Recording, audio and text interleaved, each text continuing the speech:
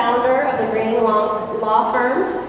Ron has been in active legal practice since 1975. He is a member of the Real Estate, Probate, and Trust Law sections of the Texas Bar of State Bar of Texas and the Probate and Estate Planning Law section of the Austin Bar Association. He's also a founding member, past president and director of the American Academy of Trust, Estate, and Elder Law Attorneys, as a member of the Texas and National Association of Elder Law Attorneys. Mr. Jeff Harris has been an active attorney for over 20 years. He works to help people with estate and Medicaid planning. He graduated from Northwestern University and the University of Texas School of Law. Would you please help me welcome Jeff and Ron? Thank you.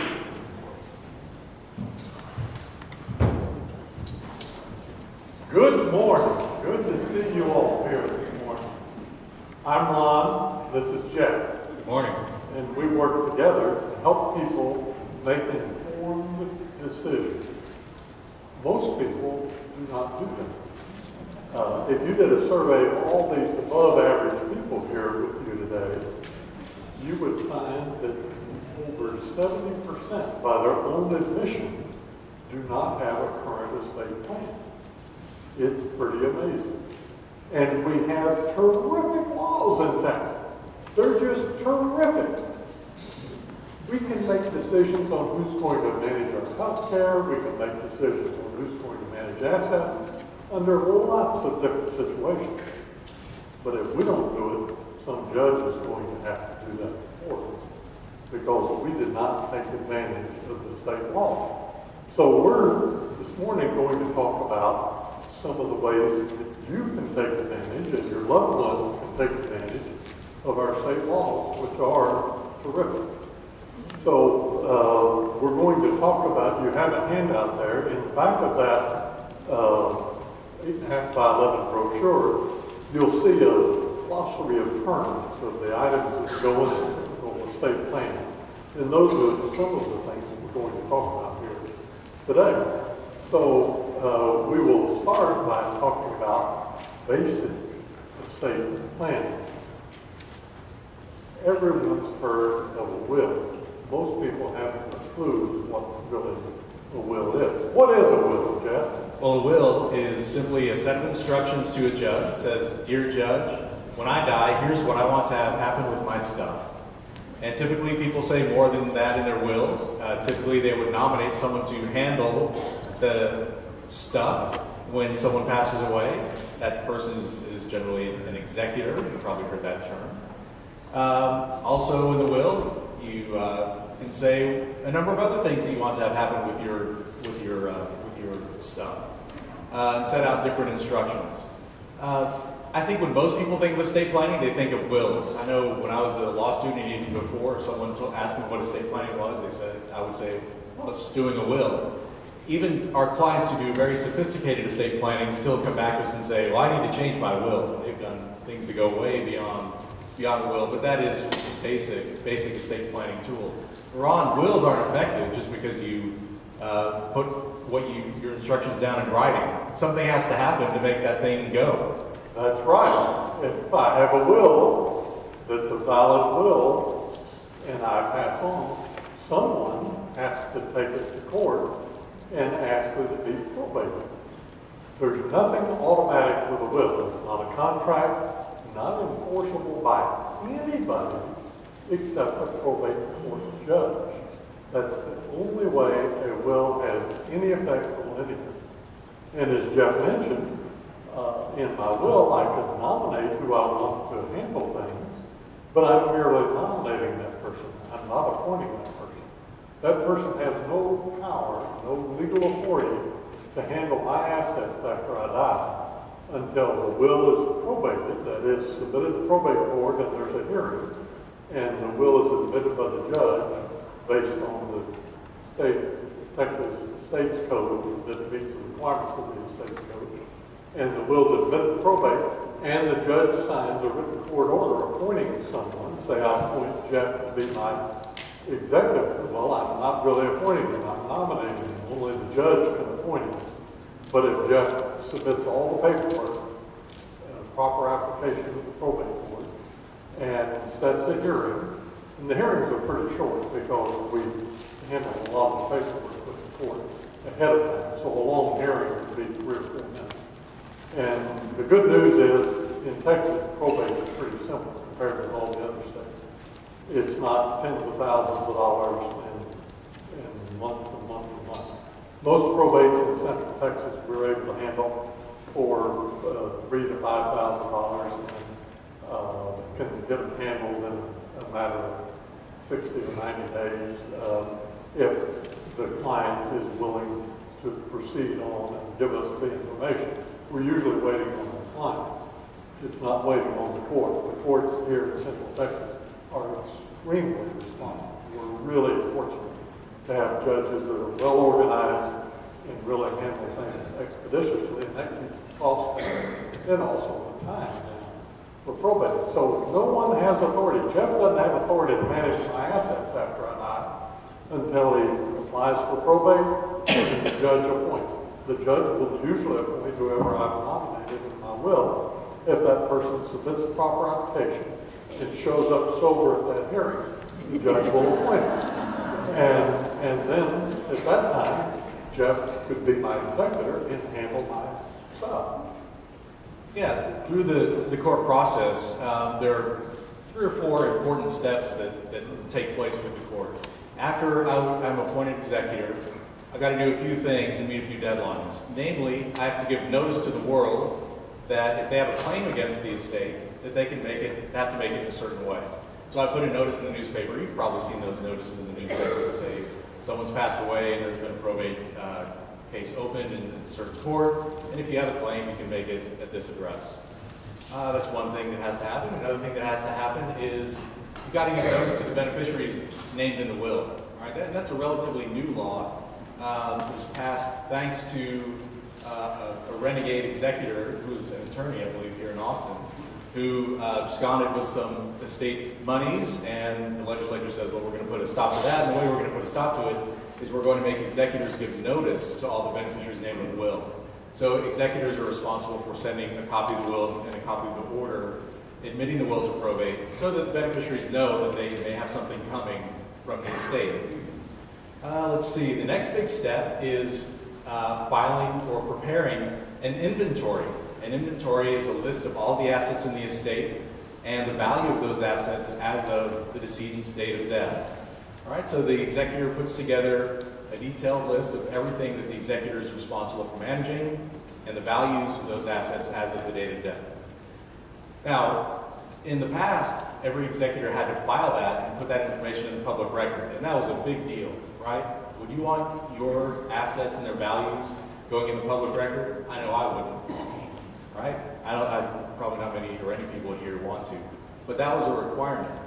There's a very new law, really, that says if certain requirements are met, if the executor has done certain things with the estate, the executor doesn't have to put the inventory in the public record. So they just file an affidavit instead that says, I prepared this inventory, I gave it to the beneficiaries. There are only certain creditors out there in the estate that we have to deal with, so that information doesn't make it into the public record. Those are the big steps that happen with the court. If you're an executor who's appointed as an independent executor, that's about all you have to do with the court, really. The rest of the administration can be handled outside the court, right? So you can deal with the beneficiaries individually, rather than having to go back to court on a regular basis to get permission to do everything. There is a type of administration where you have to do that. We call that dependent administration, and that is just what it sounds like. You're dependent on the court to take every step that you would like to take as an executor or administrator. So to sell assets, to distribute them, anything you might think you have to do to manage estate assets, you've got to go back to the court every time to get permission. All right, now that sounds expensive, doesn't it? Every time you show up in court, your attorney's going to charge you, there will be court costs, court fees. Yes, it is expensive. So if you're thinking about doing estate planning with a will, having that as the cornerstone of your estate, think about whether you want to run under the independent administration rules or the dependent administration rules. So in probate, can I do it? Can you do well, Jeff's an attorney, but in probate courts in Central Texas, you must have an attorney represent the executor, unless the executor himself or herself is an attorney.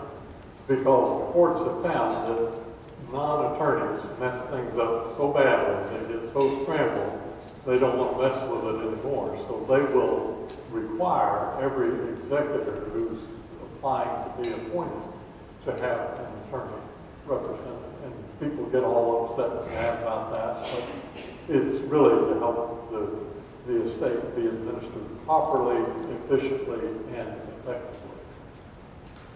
So I have a will, but I'm still alive. Does it do anything for me? Well, certainly not. Certainly not. A will is only valid, like you said, once the probate judge puts his or her signature and stamp on it and says it's valid. Well, if I'm not able to manage my financial affairs, I'm ill. I have dementia, as this last gentleman was talking about. The will's not going to help me, right? Absolutely, it's not going to help at all. And estate planning is more than just death planning. It's about planning and managing while you're alive. Ron, I'm sure there's a tool out there that these folks have probably heard of. What's the most common tool that people think of to use when they're talking about managing their assets while they're still alive? A statutory durable power of attorney. They've been around for generations. It's right in what used to be the Texas Probate Code, and now it's the Texas Estates Code. There's even a form of one right there in the statute. It's where we can designate to someone else the power to conduct business on our behalf, called our agent. And it's under a power of attorney. And they used to be very, very workable. Now they are not. Most financial institutions will not accept them on a reliable basis. Why won't they? Well, because if the bank or financial institution makes a mistake, they're on the hook for it. So banks, being conservative institutions, would rather not deal with an agent under a power of attorney. They would rather just say, well, how about you, person who's presenting the power of attorney, the agent, why don't you present some more authority for me to be able to handle the accounts at our institution? And really what the bank or financial institution is telling the agent is to go get a court order. Ron, what's that court order they're talking about? It's expensive, time-consuming, and emotionally draining. It's called a guardianship. Guardianships, when I started practicing law, used to be primarily for kids under age 18. Now, the lion's share of guardianships are for adults. That's where a court appoints a person to manage the personal care of a person who's unable to manage for themselves, and also to handle the estate, the assets of a disabled person. Could be the same person doing both jobs, or it could be two different people. It's an expensive process. If I became incapacitated, Jeff goes to Wells Fargo, and Wells Fargo says, well, we don't know whether Ron gave just you or 6 other people power of attorney. That's where they really get worried. They don't know how many folks are out there who can come and manage my assets. So they would just ask for a court order, and then he would file suit against me called a guardianship. He would apply for guardianship, and that's a lawsuit to take away my rights to manage my financial affairs and my rights to manage my health care decisions and give them to him. And the reason the state would do that would be that he proves to the state, to the judge, to our probate court judge, that I'm not able to do it because of my mental capacity or lack thereof. And so first thing the judge has to do when he applies to take away my rights, the state's not going to do that lightly. The judge has to appoint an attorney to represent me. And that's a private practice attorney here in Travis County. And that attorney's job is to represent me, even though I may not really have much going on up there. If I don't want to go to the doctor to get the examination that's required to present to the court on my mental capacity, my attorney's job is to argue against me having to go to the doctor. And then Jeff and his attorney would have to argue, well, Ron needs to go to the doctor. there's reasonable cause to believe that he's not able to manage his financial affairs. Those fights can go on and on and on. Because if I don't have my marbles, that doesn't mean my attorney's not going to argue whatever I want. Or I might say, anybody but Jeff. I don't want Jeff doing it. There are lots of different things I might argue. Or I want to move to Alaska. Take me to Alaska. I don't want to be in Austin anymore, even though I've been here most of my life. I want to go to Alaska. Well, that attorney's job is to argue one wants to go to Alaska. So no matter how bizarre my requests are, my attorney appointed by the court has to argue on my behalf. And so you can see where that can lead to some pretty strange situations and strained situations and a lot of expense, a whole lot of expense. And really emotional expense too, because I have to be in the courtroom to hear all these arguments. Even though I may not know what's really going on, I have to hear all that goes on. So it's an expensive, very time-consuming ordeal to go through a guardianship. Most people who come to us say, well, I need a guardianship. The bank told me I needed it, or Wells Fargo, or A.J. Edwards, or somebody told me I needed a guardianship, or the hospital told me I needed a guardianship. We're able to figure out a workaround. It's much better to figure out some sort of workaround than get a guardianship. And there are lots of different workarounds. Married couples, if someone has dementia, we're working with one of our clients now. Married couple, she has severe dementia, and they didn't have a plan, so he came to us. Well, because they're married and have community property, there are certain things he can do on her behalf, perfectly legal, so that he will not have to go to court to get a guardianship for her. And so we help people work around that messy guardianship when someone doesn't have capacity and they haven't done planning ahead of time. So if you don't learn anything else here today, avoid guardianship. There are so many people out there who will just say, just go get a guardianship for your mom. That's all you need. It's not simple. And it goes on year after year after year, as long as mom's around. It has to be renewed. And there are additional reports, there are extensive financial reports, and all of that is in the public record. The Schwab account, the value, the vehicle ID number, the value, the house lot number, the value, all that's updated every year, and all the income. And if it's a married couple, you've got to put both spouses, even though only one spouse is incapacitated, you've got to put both spouses' information in the public records, and then they get calls from all sorts of scammers, because they know exactly what the assets are. It's online. So it's easy to find out and easy to be scammed. Guardianships are just awful things. So what else can I do? Well, Ron, it sounds like we haven't gotten very far. We've talked about three important tools and institutions in estate planning. We talked about wills that pass along assets at death, but as part of the public record, probably. It goes through probate court. People can argue it could be expensive. We've got a power of attorney to manage while we're alive, but we heard how financial institutions and other third parties don't have to accept it. They can turn away the agent and say, go get a court order. Going to get a court order means getting a guardianship, which is expensive, humiliating, and all the other problems that you mentioned there before. There's got to be a tool that we have in our estate planning arsenal to work around these problems. What do we have that could possibly help us get around those problems? Well, most of our clients use trusts. Trusts have been around for a very long time. Trusts are not just for rich people. Many people think they are. They aren't. They're great tools. We have a terrific Texas trust code that's tried and true. It works very well. And someone can set up a trust to manage their assets.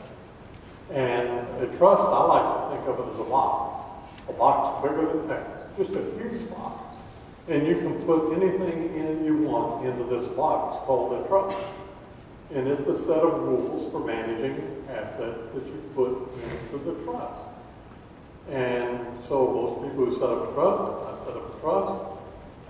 There are 3 roles in every trust. There's the founder, that's the person who writes the rules. I get to write the rules. We help people write the rules for their trust because just like we help people write wills, they don't know enough of the law to write a will that will really work. And so the founder writes the trust, and then there's somebody who manages the trust. That's called the trustee. And as long as I got my marbles, I'm going to manage. I'm going to be the trustee. I can't change the rules as trustee. I just follow the rules. The rules might say, take care of Ron. It's his stuff, take care of Ron. As long as he's around, and then when he's gone, then distribute it out to these other people under this new set of rules. So there would be two time periods. When I'm alive and well, I manage. If I'm not able to manage, well, then I can pick who's going to manage for me, but still follow the rules and take care of me with my assets. And then the third time period would be when I'm dead and gone to distribute the assets out after I'm dead and gone. So while I'm alive, I would generally want to manage for myself. Although we're advising more of our older clients that we've had for 25 years, that it's time for them to consider resigning and letting their successor take over, so they won't be scammed. There's so many scammers out there, and those of you who have family members with dementia or beginning dementia, you need to be careful with the scam. And to the extent you can keep that person from having the legal power to be scammed, that would be a big favor to them. And you can do that by, for instance, they might set up a trust or some other means. So trusts are great tools. When I'm incapacitated, my trustee manages. When I'm dead and gone, my trustee manages. 3 different time periods when I would no longer be trustee. Number 1, if I'm dead, I'm done. And then my successor takes over. Number 2, if I quit, I'm 94, I'm tired, I'm not doing too well, I better quit. I don't want to be scammed. So I'm going to quit. So if somebody tricks me into signing something, it won't have any effect. They can't take my money out of my Wells Fargo account because I don't have authority to sign it. I've given it to Jeff. And the third situation would be if I'm incapacitated, but I haven't quit. And I can't quit because I'm incapacitated. So what do? Well, most of our clients have it right into their trust. They say, if my attending physician says I'm no longer able to manage my financial affairs, that's an automatic resignation. All Jeff has to do is go to Dr. Fung and say, well, Ron's not able to manage. Will you write a letter saying he's not able to manage financial affairs? And that's it. That's an automatic resignation. Jeff doesn't have to take me over to the courthouse and spend $10,000 proving that I'm incompetent and arguing against my court-appointed attorney. Avoids all of that upon my incapacity. And then the managers the fellow go and then handles the assets after that. So who can set up a trust? Well, virtually anyone can set up a trust. With the trust that you're talking about, that a lot of our clients do, our clients set those up for themselves. So they occupy all 3 important roles that you were talking about. They're the founder or truster, trust maker. You may have heard some of those different terms. They're virtually interchangeable. They also serve as trustee as long as they're alive and well. If it's a married couple, they might say between each other that we're both going to manage, and we're going to manage either together or we can act independently. And then if one of us can't manage, the other will continue to manage alone, and then write a set of rules for if neither is able to manage. And then they also occupy the third important position in the trust, which is the beneficiary. They get to enjoy the trust assets. So they set up the trust as founder. They contribute their assets to be managed by the rules that they've created. They serve as trustees, so they're going to manage on their own. And they're going to be beneficiary. They're going to enjoy the assets that are in the trust. So nothing much changes when a person sets up a trust like this, as long as they're alive and well. They continue to manage on their own, just like they're doing now in their own name. difference is that something else is owning the assets. The trust becomes the owner of the assets. Ron talked about the box and putting assets in the box. That really is a change of ownership is what's going on. So you're creating this relationship between the trustee and the beneficiary, and the trustee's job is to manage for the benefit of the beneficiary. So this type of trust that we're talking about is commonly called a revocable or revocable living trust. Revocable meaning that you can amend it or change it at any time. As long as you have your wits about you, you can change the rules. Living just means it's for use during your lifetime. There are all sorts of different types of trusts. Some are only meant to be used after you've passed away. This type of trust is meant to be used today. And it helps us get over those three problems that we talked about before. The problem that we have with a will, well, it's only effective at death, and it has to go through probate, putting your assets in the public record. Well, a trust is completely private. It never has to be filed, put in the public record. So it's a problem with getting over, it gets over the problem with a will, because you're also writing a set of rules as to what happens with the assets at your death. The second problem with powers of attorney, being unreliable. Financial institutions don't like to accept them. They will accept trust because there are rules in the Texas Trust Code that say a financial institution can rely on a trustee when the trustee gives a sworn statement that he or she has authority to manage the assets in the trust. And then it gets over the problem with guardianship, all the horrors that you talked about with guardianship, the expense, the humiliation, because assets that are held in trust are not subject to guardianship. So once you set up the trust and get it funded properly, as long as the assets are in there, they are not subject to a guardian's control. And that's right out of the estates code. The guardian doesn't handle trust assets. So it's a tool that solves, the trust that you're talking about is a tool that solves those problems that we encountered with our three big estate planning tools we talked about at the beginning. And it would protect me if I set up my trust and make Jeff my trustee. It would protect me from my evil cousin who comes down and says, oh, Ron's not doing too well, I'm going to come in and start glomming onto his stuff.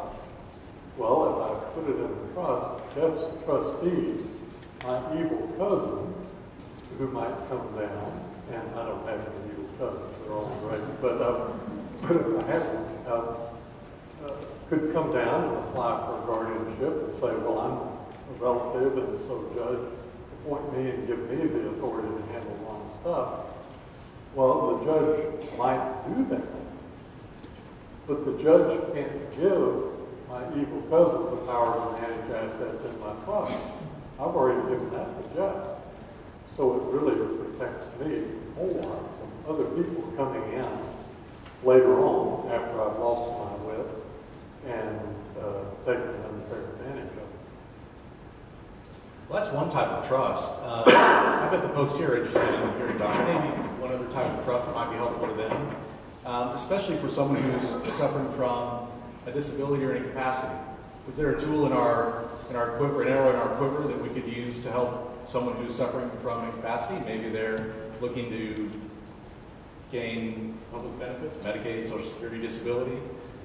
We don't want to leave them a pile of money and kick them off of public benefits. What can we do for someone like that?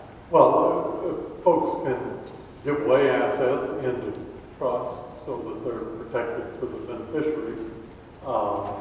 And we're jumping a little into Medicaid planning here. And there are lots of different kinds of things that do Medicaid planning. Before we do that, let's talk just briefly about, well, what else will I have with my trust? I'll have a will, I'll still have a will, and it's a backup will called a horrible will. It says if I left something out of my trust, say I inherited something from a great cousin, and I forgot to put it in my trust. Well, the will says scoop it up and pour it over to my trust when I die. That one asset would have to go through probate to be put into my trust, to be handled by my trustee. But it could be very effective if I forgot something. I would also still have a power of attorney, where I give my agent the power to conduct business with respect to things that aren't in the trust. to deal with Social Security, or deal with IRS, or deal with health care insurance folks. So a power of attorney would still be helpful to have in addition to a trust. And even in my power of attorney, I would give my agent the power to take any asset that I left out of the trust and put it into the trust. So if I had a CD at Wells Fargo, they may not let Jeff cash that CD as an agent because they don't know how many agents are out there. But they would let him take that CD and put it into my trust because my power of attorney says he has that power.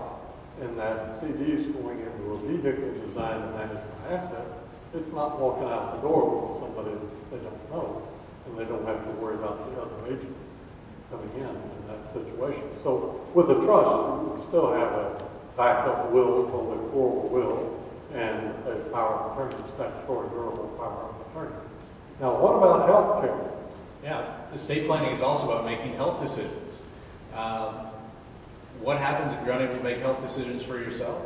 Well, you can do something similar as you do with the statutory durable power of attorney for property. You can have a medical power of attorney, wherein you name an agent to make medical decisions if you're not able to make them on your own. That power of attorney is effective only upon your disability or incapacity. So once the doctor certifies that you are incapacitated, you can't make your medical decisions anymore, the medical power of attorney springs into effect, and then your agent can make those decisions on your behalf. Some decisions are regarded as being so personal that you wouldn't want or may not want your medical agent to make those decisions for you, namely end-of-life care decisions. So we have a special document that's meant to address those sorts of decisions. That's called a living will or advance directive. Some people call it different things, but in Texas we commonly call it a living will. So in that document, you can tell the doctor, I don't want to have you go to extreme measures to say, hey, I just want to become comfortable and be allowed to die as gently as possible. You get to make the choice in the document, and your medical care professionals will follow it. Another type of medical document you want to have for certain as part of your estate planning tools would be a Hipaa authorization. Hipaa is I'm sure many of you know, Hipaa is the Health Insurance Portability and Accountability Act. It's been in effect for a little over 10 years now. And what it's designed to do is prevent the release of your private health information unless you authorize it. And there are certainly times when you want to authorize the release of that information. It could be to someone who's making health decisions for you. It could be someone who's just helping you pick up a prescription. All sorts of medical professionals are subject to the HIPAA laws. So if you want to give someone access to your medical information, you need to put that in a HIPAA authorization. And those are the three important medical documents that we have that address important medical decisions as part of our estate. Right. There are other things that you can do under the Texas Health Code. One can do is determine what they want done with their remains when they pass on. Whether they want to be buried, cremated, buried at sea, shot into space, whatever choice they might want. And also, what's getting to be more important is they can appoint an agent who has authority to handle that, so that the whole family doesn't have to sign off. Funeral homes are getting more and more particular. It used to be they were only particular on cremation. Now they're getting, and even before that, it was whoever was writing the check they listened to. But now they're much more particular. And so it can prevent a lot of delays if someone's passed away if a person has appointed an agent who has authority to handle the disposition. And that person doesn't have to pay for it. It's just somebody who the funeral home can talk to and know that that's the only person they need to talk to, and you would have alternate agents if that first person chooses not to act. And then an additional document, even though we're talking about folks about steering away from guardianship, we still would want our clients to nominate someone to serve as guardian just in case they had to have a guardian appointed by the court. You want to tell the court who you would want to have served, both as guardian of your estate, so the person manage your assets and report back to the court on what happened with those assets over the year, and then also guardian of your person. So if for some reason your medical power of attorney was invalid, lost, and someone tried to have get guardianship over your person, you want to tell the court who you want to have make those medical, health, living decisions for you in advance. You can also tell the court who you don't want to have appointed, right? So you can eliminate someone who'd be able to serve as your guardian of the person or estate, and then the court cannot consider that person to be your guardian. That person is eliminated. Questions so far? We're going to have questions at the end, but we're kind of at a break here. We're going to talk about Medicaid planning here. Yes, sir. A beneficiary can be a trustee, and a trustee can be a beneficiary. Yes, sir. Other questions? Can more than one person be on the durable medical power of attorney? Yes. You could say, I want daughter or son, or to make healthcare decisions for me if I'm not able, or spouse or brother. Or you can say, I want spouse and brother. We absolutely discourage clients from saying spouse and somebody or anybody and, because that means you have to find both people. If you're over at St. David's Hospital, somebody needs to make a decision now, and they can't find one of those people. And so their hands are tied. So, or, right, if you trust both of them. Yes, sir. How do you find a trustee for children living 2,000 miles away? What do you do for a trustee? What do you do for a trustee if your kids are 2,000 miles away? Well, nowadays, it's easier for a trustee to handle assets no matter where they are, whether they're in Round Rock or Rochester. It really doesn't matter because most people are handling assets online now as trustees. And they get set up and handled online, on the internet, very secure.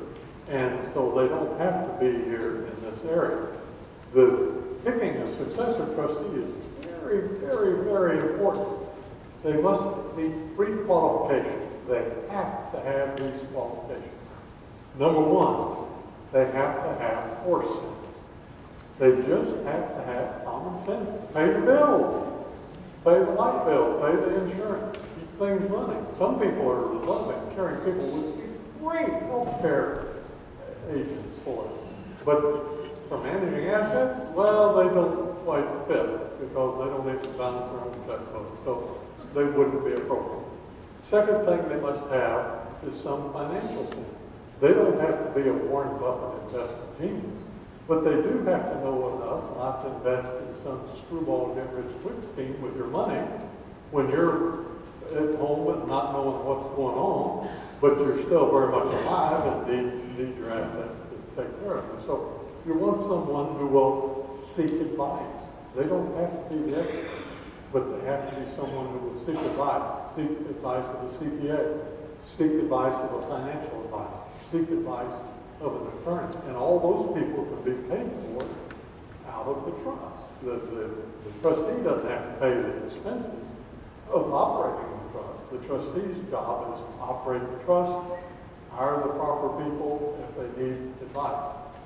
And the third qualification that the trustee must have is integrity.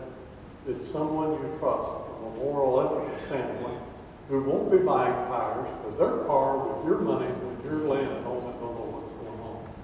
So those are the 3 qualifications you would want each of your selected, nominated successor trustees to have. Yes, ma'am. If a parent has appointed guardianship of that parent whose son's just down as dementia, can that person go and take that will and change it to a trust if they are in dementia? If a person has a guardianship already, a court-appointed guardian, So a parent who has a will and had somebody that was the power of attorney, sorry, and then they have dementia, can they change that will to a trust? okay, the question is, a person has a will and a power of attorney, and they have dementia. Can the agent under the power of attorney change the will?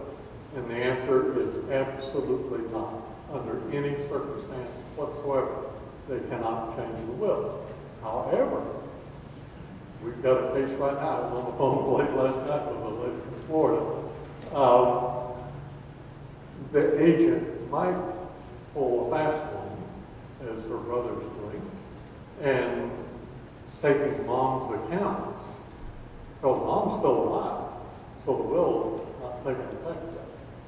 So mom's still alive, so brother got A.G. Edwards to change the account, the major account mom has, to have mom and her son, her evil son, who's here. And so that when she dies, that account becomes his. And it doesn't go to the program. The will has no effect on it. So he's circumventing the will. So the agents can pull some faster. We're hopefully in time going to be retained by them to help straighten that out. But the agent cannot change the will. I actually have two questions. The first one is if my mom has a house in another state, she's decided to come live here in Texas. We have the power of attorneys through New Hampshire. How do we know when it's time to do them here also? Has she moved to Texas? She's decided she's going to live with me, but she still owns a house in another state. Well, as soon as she moves to Texas, she ought to do a Texas power of attorney. So what do you call move to Texas? I mean, she's living with me full time. Do we have to do anything legally to say She's living here. Yes, with Oh, me. well, then she goes to an attorney and gets a power of attorney. Okay, so set that up now. To be a Texan, it's pretty easy. Just physically be here and say, I'm a Texan, and you're a Texan. That's really it. That's the law. You don't have to do anything special. We're very I welcome. have one more question. How does a person nominate a guardian before they're needed? You That had was brought- through the last document that I talked about. It's called Declaration of Guardian. And you nominate whoever you want to serve as guardian of your person estate. There are some formalities that have to be followed. That's a document that requires a couple of witnesses, and it's typically there's attached to the Declaration of Guardian what's called a self-proving affidavit, so that those witnesses don't have to show up in court. It's not a requirement, but it is a document that needs to be witnessed. Yeah. That's something that should be prepared by an attorney, and attorneys should supervise the signing of the document. Yes, sir. Yeah. What is, how does right of joint ownership of right of survivorship? Joint tenants with right of survivorship. What is that? Well, it means two people own the asset, and when one of them dies, the survivor instantly owns it.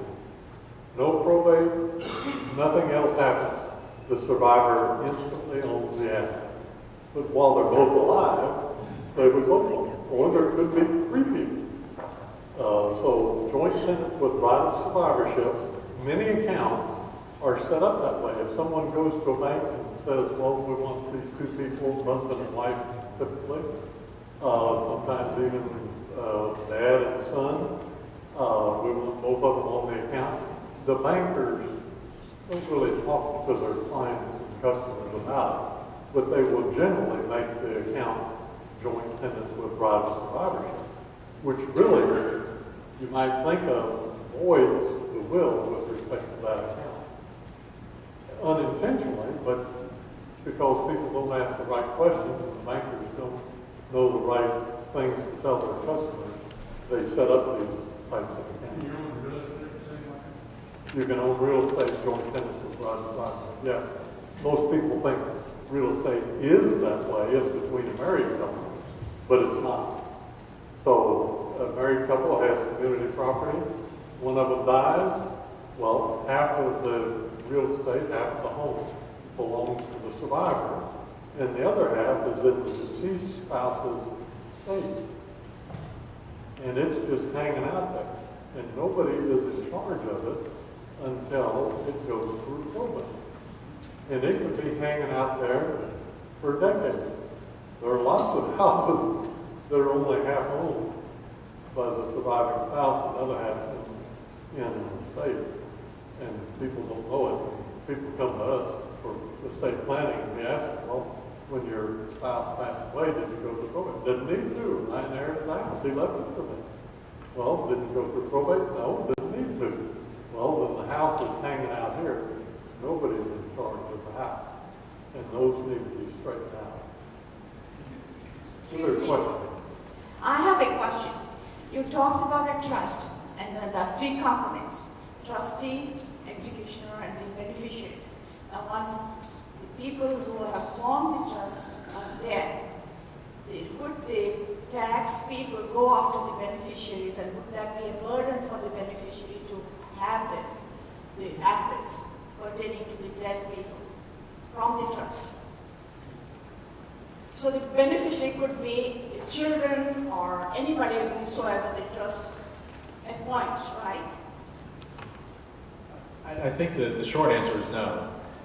If you're talking about burdens on the beneficiaries who The taxes I'm talking right, about.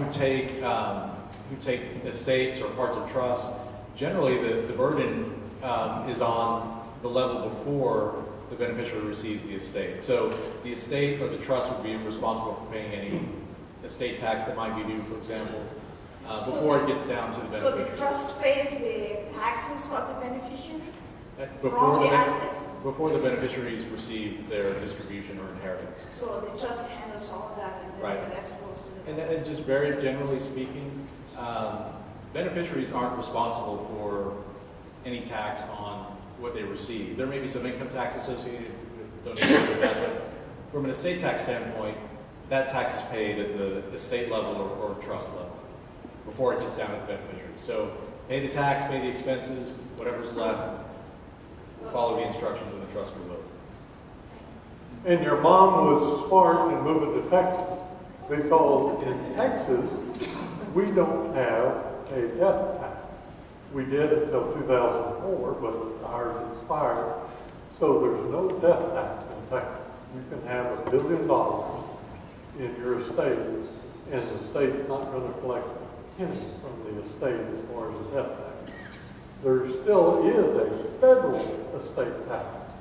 However, that exempt amount has gone way up. So now we each have a $5,490,000 exemption. So the first $5,490,000 in our estate goes estate tax free down to the beneficiary. And you don't have to do any planning to get that. Just show up and die and you get one. Married couples get 2 of them. The estate tax is not as big a deal as it used to be. However, if the estate is over that, then there can be some additional planning to avoid that tax. You said that a trustee can quit, and what kind of legal documents are needed in that case to prove that they no longer want to handle it? They would just sign the document saying, I resign, and you would have to put in the trust to see who they need to notify.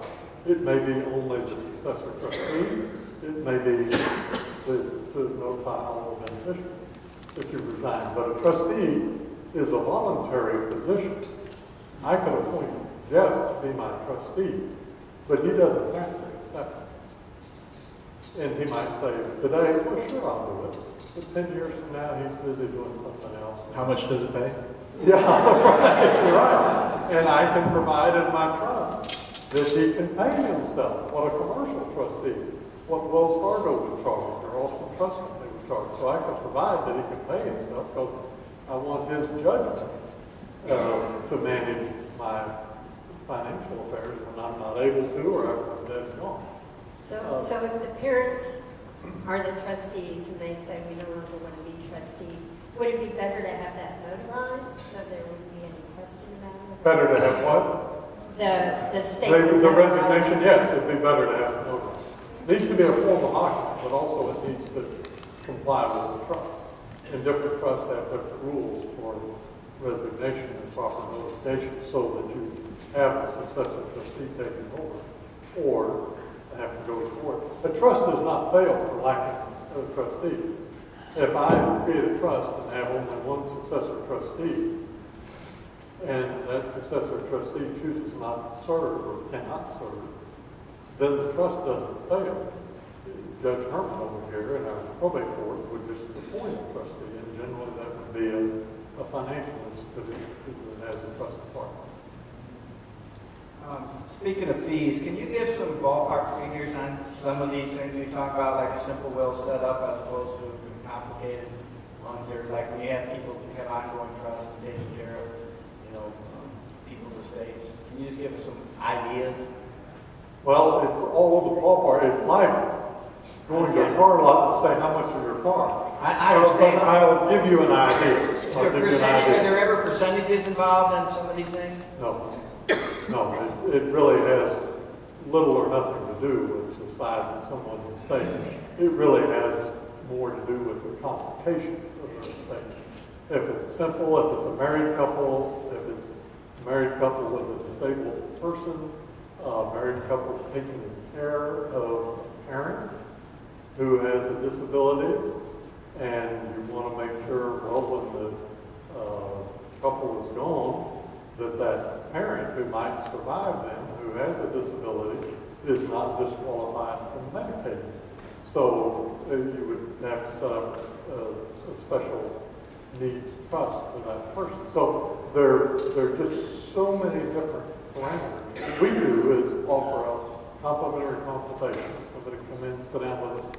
We figure out what it is that they're trying to accomplish, give them some ideas on how they can accomplish those things, and then we will quote a fee, usually right then and there, for these different options. And then they can say, Ron or Jeff, let's get started now, or we'll wait another 5 years. But there are just so many variances, it would really be misleading. I can tell you for an entire estate plan, you're welcome to look at this during the break, the lunch break. We've got a couple of them out there. We did a plan for Bill and Mary Jones, and we did one for Betty Crocker here. So you can see what a plan looks like. And these are the documents that go in a typical estate plan. And clients would typically get 3 sets of documents. One in a binder just like this with tabs. These are copies of the documents, not the originals, other than we do duplicate original health care documents.